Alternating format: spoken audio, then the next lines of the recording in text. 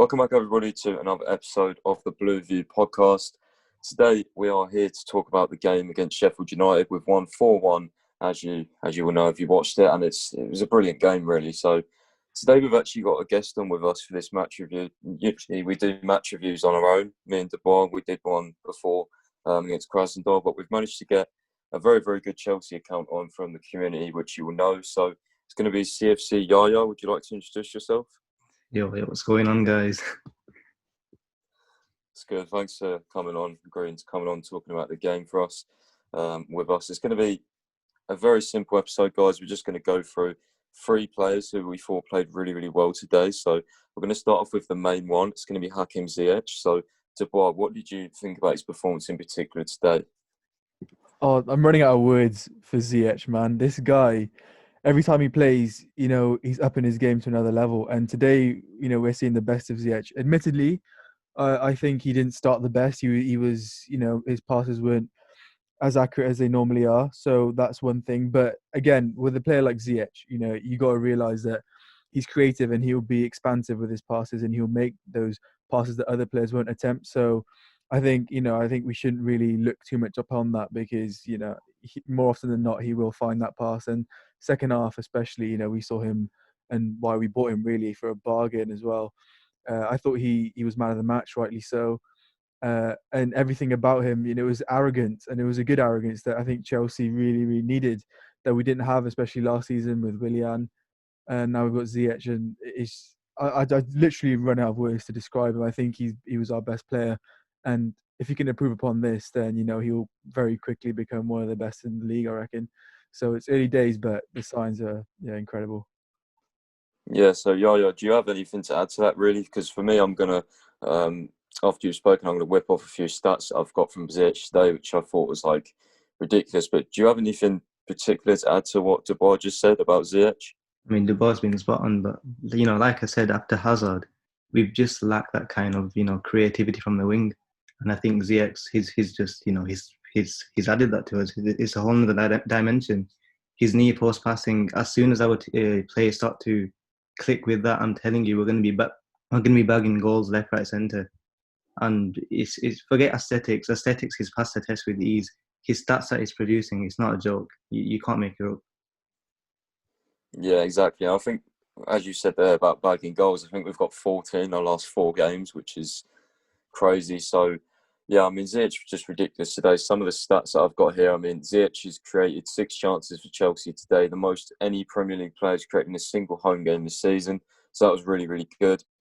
So far this season, Ziyech, 5 goals and assists, 3 man of the match awards in 4 starts. That's just, again, ridiculous. And then some of the other ones I've got here, actually a tweet from you, Yaya, that Ziyech averages a goal contribution every 74.6 minutes, which is outrageous, man. Honestly, I put a tweet out as well about the left-footed, winger. We haven't had one since Robin, and it's just people on, Chelsea fans really value that, but you just don't. You won't know how valuable a left-footed winger actually is until you have one on your team. There is just something special about them. What's that?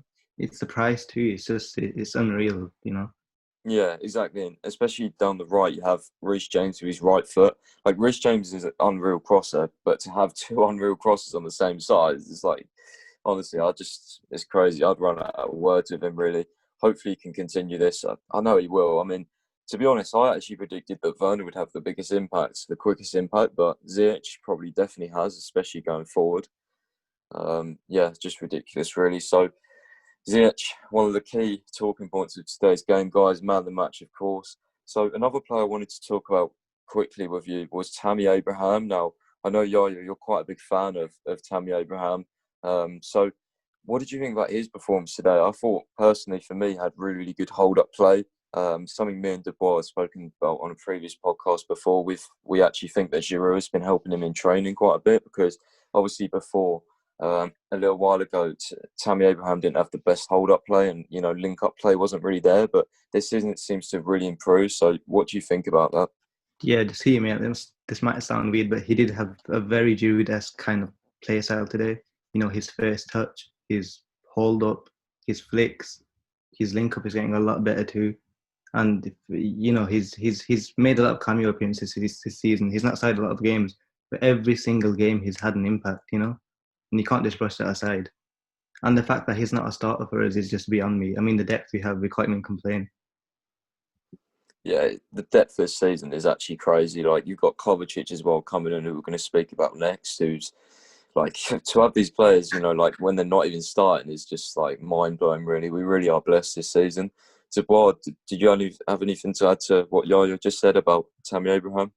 Yeah, yeah, you're spot on. I mean, I personally obviously been a massive advocate for Giroud to start. You know, sometimes when Abraham has started, I've been a bit critical of the selection, but he's proved me wrong. I mean, Tammy Abraham, he's contributing every single time he plays now. There's not many strikers who have, you know, now what we're seeing, he's got that aerial ability, that link up play, as well as having the pace to get in behind and be clinical, and he's bringing it all together. And he's showing progress from last season. So, you know, he's earned his starting spot at the moment, and you know, fair play to him. I hope it continues. Yeah, exactly. And also, like, Tammy's still showing a lot of fight. I really like that. You know, like, I often meme like passion and stuff, but for strikers, it's actually important. You know, the will to get in the box to score goals, the positioning Tammy always has is really, really good. So I'm really liking his fight. You know, he's had a good attitude to being dropped a few times by Werner. You know, you could say he sort of expected that, but you don't know how a player's going to react until it actually happens. And I've been impressed with him and Giroud, really. So there's also like, as we're doing really well on the pitch, but we're also striking a nice balance between like good squad depth, also squad morale, like squad. You know, you know what I mean, guys. It's really, really good to sort of see how happy everyone is and gelling and things like that. No one's complaining, no one's moaning, and it seems like Frank has helped a lot with that. You know, we saw, I know it's a long while ago, but an instance with David Luiz, obviously. Anyone who sort of, I'm not say challenges Lampard, but sort of tries to disrupt or upset the squad, or you know, find an imbalance. Lampard seems to deal with that really, really well. So I have to praise him for that. So yeah. So the last player we're going to talk about from today's game, particularly, was Mateo Kovacic. Now, I saw a lot of people at the start saying obviously he didn't start very well, but then, you know, a thing that I was noticing a lot during the game, especially at the start as well, he was playing number 8 today, and what Kovacic usually does at number 8, he sort of floats around, he goes past players, but he doesn't really shoot often, and he doesn't really contribute going forward. He's just more of a ball progressor, you know, he will take people on, etc. And he does it really nice on the eye, but he doesn't go that extra mile. That's what a lot of people say. But today, personally, I thought he did go that extra mile in terms of running in behind players. I've never actually seen Kovacic like running behind a defence like he did today. Especially like the example was the first goal we scored with Tammy Abraham. Ziyech floated the ball over and Kovacic made a run like a striker. Like he ran in behind and then cut it back for Abraham. And I've just never seen him do that. So, Yaya, what are your overall thoughts about Kovacic as an 8, Kovacic's future in the starting 11? What do you think about what's going to happen with him this season? Because obviously, again, it's another thing of squad depth. You know, we have so many options, and I remember Alex Goldberg saying that what Kovacic needs to do is force Frank Lampard's hand, and I felt like he did that today. So, what do you think about Kovacic? I think, yeah, first of all, it's just probably best to remind people that he was our player of the year. I mean, you can't forget that. And there has been a lot of kind of controversy around where his future lies at Chelsea, which for me, I think it's complete. You know, it doesn't make sense. Today, you know, he's right at the beginning. He saved us from conceding that goal. He didn't start off well, but to be fair, our whole team started off slow. And I think today he was really proving to us, you know, him getting into the final attacking third. Yeah, he should have. Yeah, he kind of messed up on that one chance. But I don't know, man. For me today, he kind of. It's like he was looking at all the responses from Chelsea fans regarding him, and he just said, you know, like I'm worthy enough to play for Chelsea. It was brilliant.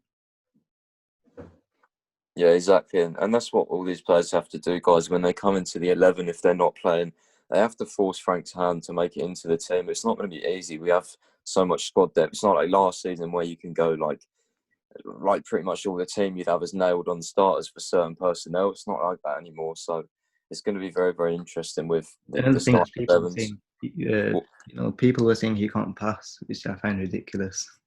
Oh yeah, Kovacic can definitely pass, and people were saying as well, like as you mentioned there, he had that one chance, but that was actually a ridiculous block. And if you actually watch the replay, he was literally just about to pass to Werner for Yeah, a he was tap-in. literally just a few seconds. Yeah, Yeah, exactly. And so I think people were just like nitpicking, and it may even be agendas with Kovacic, to be honest. But anyway, Dubois, do you have anything to add about what we just said there about Kovacic? I mean, it was just a fantastic performance, really. Yeah, it was. I think, like Yahya mentioned, yeah, he started a bit slowly. I thought Kovacic, it might have been a confidence thing. I mean, this guy has been in and out of the side unjustly, I'd say. I mean, like Yahya mentioned again, player of the year last year. And I know, Paish, you're a massive fan of Kovacic, and, it's rightly so. I think his ball progression, I think we definitely saw it in the second half. He looked to be more confident. He was taking on players, and the Kovacic we saw last season, and the disrespect he gets baffles me because every time he plays, he's putting in his 100% and he brings another dimension to that midfield. Um, so hopefully he's got a future at Chelsea. I mean, I think it would be very stupid to let him go. Um, and yeah, I think today's performance showed that. Whether he continues to stay in the starting 11 is one to keep an eye on, but I definitely hope so because Kovacic's got a bright future, and it's easy to forget he's quite young. He's got a lot of experience behind him, which helps. So I think Kovacic should be crucial to our plans. And yeah, I mean, another player who deserves a lot more respect, especially on Twitter. But we'll see where this goes, I guess.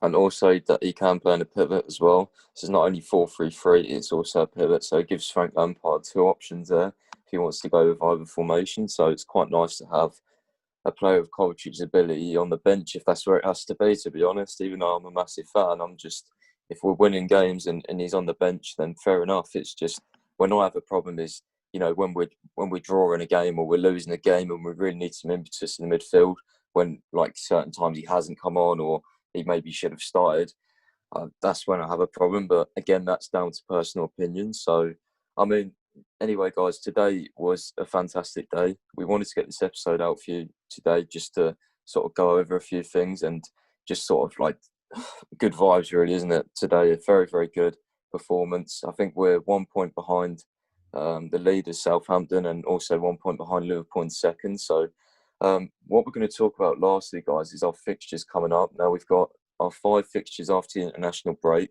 So, the international break is next, and we've got our next 5 fixtures, which is Newcastle away, Rennes away in the Champions League. Then we've got Tottenham at home, Sevilla away, and Leeds at home. So, Yaya, would you like to give us some predictions for the next 5 games in terms of points out of those? we've got 5 games coming up. To be fair, I'm not going to be really optimistic. I think the only challenge. I think Newcastle should be a win. We've got no excuses there. Rennes again, that should be a win. Tottenham, interesting because last season we absolutely dominated them. I know we lost to them penalties. I'm gonna ignore that game. But last season we dominated them. Really really good performance. We played 3 at the back. It was, yeah. I think we could easily get the win over Tottenham. Sevilla, that's gonna be tough. I don't get why people put Sevilla down as a team. There was a lot of hate on Lampard for getting that 0-0 draw. I don't agree with that. Sevilla are an amazing team. They're tactically very, very, very well set up. I just think we cancelled both. Each manager cancelled each team out. I'd be happy. I don't say I'd be happy with the draw. I wouldn't mind, just depending on the performance. But I would want to win. And Leeds United against very high intensity, they press a lot. So if we get the win, I think it'd be a bonus. So out of 5 games, I'm saying anywhere between 10, 12, yeah, around 12 points is good. Yeah, I think that's fair enough. I mean, I look at the games and I think we could easily slip up, like in numerous positions. But then I look at the fixtures and I'm thinking, like, if we're on top form, really, we could realistically win all of those if we're playing like this. But when usually we look at like fixtures in a bunch, and whenever I say, oh, we're going to win all of those, we never do. So I'm definitely not going to say that we're going to win all of those. But time to find out what Dubois thinks. What do you think about these next 5 fixtures, and any particular fixture where you think we may slip up? Yeah, well, I'm not going to be optimistic about this. I think firstly, for my own benefit, in case I'd say 15 points and then Twitter destroys me. But I think now the international break, it might be a bad thing for us. I mean, we've got momentum, so looking at the fixtures, it's tricky. I mean, if there was no international break, I'd definitely say we could challenge for 15. But Newcastle, I think it's a win. Ren, I think away it will be tough, but I think Chelsea should beat them, so I'm gonna go win there. Tottenham's a hard one because at home we normally do well, and I think it will continue. So I'd say a win there. So that takes it to 9. Sevilla, I spoke to Pice about this before the pod actually, and I think we will lose to Sevilla. I think again, like Yahya said, they're very disrespected. I mean, considering I think they've only lost like twice since February, and they've played some very good teams. So I think it could be like a really close 1-0. So I think that's the one we'll really struggle with. So it might be a 1-0 Sevilla. I'm going to go with there. So I reckon we'll lose that. And Leeds, another one. I think although recently they haven't done that well, but it's just got that sound to a fixture where it'll be a tough night. So I mean, I'm going to go with a draw. So yeah, I think we'll win 3 of them. We will lose 1 and we will draw 1. That's my prediction.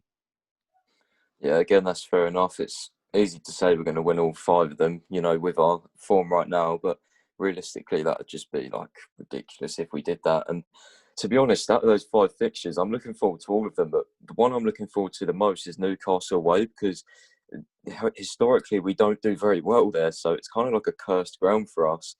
I think if you go over sort of the last 10 years, I think we've only won a few times. So we lost last season. I think we won the season before with Sarri, but that was off a Hazard penalty and an Alonso tap-in. So that was a bit of like a lucky result, could you say? And then I think, seasons before we've lost with Conte, so Newcastle away is going to be a dodgy one for me.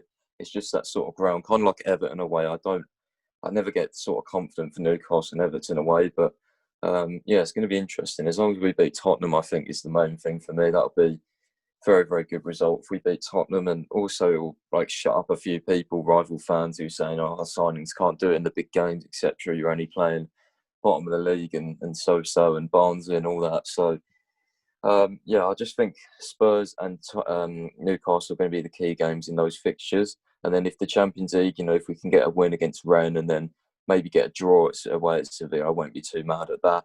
And then Leeds, I expect us to win just because they press so high. I think Werner could get a few goals in that game, maybe 2 or 3. They lost 4-1 to Crystal Palace today, and Crystal Palace are not an attacking side. So that's going to be very, very interesting. I expect us to put a few goals past them. But anyway, guys, that's going to be the end of the episode for today. I hope you have enjoyed. We've gone through a few key talking points and some predictions at the end for our next 5 fixtures. We've got the international break now, so we're going to try and, me and Dubai will probably do a couple of episodes in the international break. We're going to try and figure some things out, see if we can get some guests on to talk about some different subjects. So to help us out, if you wouldn't mind, if you want to put some subjects down below that you want us to talk about during the international break that we can make podcasts on, that'd be brilliant. And also leave guests down below that you'd like to see feature on the podcast. Thank you to Yaya for coming on. Would you like to add anything? I really appreciate your account personally. You're a very, very good account. I just want you to join the Hazard brand next. So what do you think about that as well? We're making Gilmore FC global, bro. Oh, that's fair enough. I like Gilmore as well, so that's cool. Yeah, anyway, thank you for coming on, Yaya. Hopefully you can come on again in the future. And Dubois, always thank you for coming on as well and doing this with me. It's been a pleasure so far. So thank you guys for listening. And we'll see you in the next episode. Thanks and goodbye.